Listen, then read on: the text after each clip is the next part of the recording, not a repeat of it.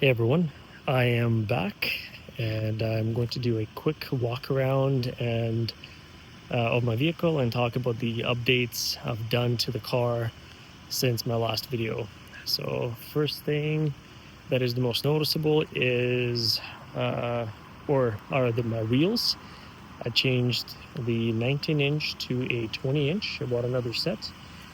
And these are Audi OEM Audi Sports, and these are on 265 30 R20 or 130 R20. So big, heavy, a little bit wider wheels. I think they're 20 by 10. So yeah, pretty wide, heavy wheels for sure. And that comes to my next step is brakes. I did change my brakes, refresh them, I should say, but I figured that the brakes that I changed introduced a new issue, which is the brake dust particularly in the front calipers or caliper area, and they do squeal like crazy sometimes once they get a little bit clogged up. So I am actually going to change the brake pads to something else in the very near future because of how annoying this is, or how annoying they are. Next thing is that I'm going to change here next week are my shocks and struts. So as you can tell, right now we have I would say 2.5, maybe up to 3 inches of clearance. And we're going to install ST coilovers, which are made by KW. Essentially, they are KW V1s all around. Lower the car by probably an inch or two. We're not going to go too crazy, and improve the ride quality and the height.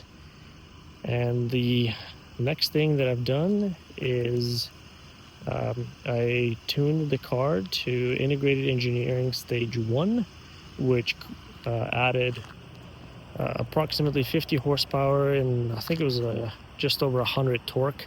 So this car should be sitting at around 300 and let's call it 10 horsepower, brake horsepower, I'm assuming, to the flywheel. I think integrated engineering states it was to the wheel, but probably to the flywheel. And I think it's 400 torque to the tires. I could be very incorrect. I'll put the numbers down below or in the comments below once I get home, but it is substantially different. The car feels like OEM Plus.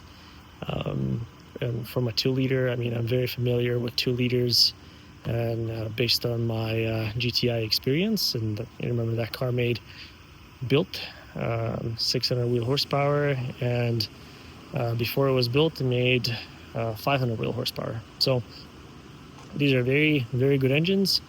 I can tune them. They love to be tuned. They love to breathe. They love to, be fun and sporty, and they like to be beat on sometimes as well, if you take really good care of them and do real good maintenance on them.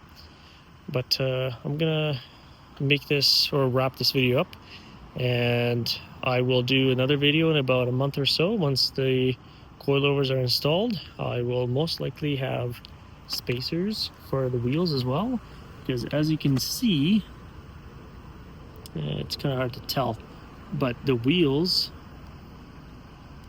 let's see if I can focus on those guys. The wheels are actually in by about half an inch already, and there's a little bit of camber, so I'm assuming there we go, that's much better.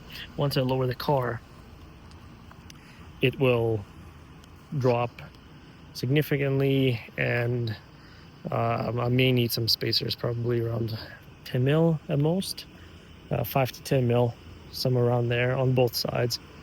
Maybe 5 in the front and 10 in the back, or maybe both at 10. I think Quattro, if I remember correctly from my old Audi, Quattro needs to be pretty much centered on both sides and square. You must have a square setup, otherwise your transmission or differential may have certain issues.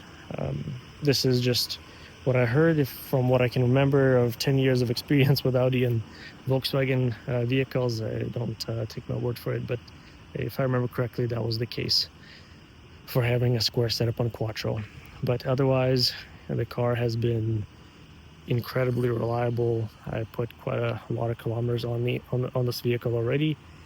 Took it to the mountains, took it to my new place of living, which has more preferable climate. It's very warm, essentially very, very good for having a vehicle like this. And yeah, like I said, I'm gonna wrap this video up short. I keep mumbling along, but yeah, I'll keep you guys posted, and check out my video in about a month. See you guys later.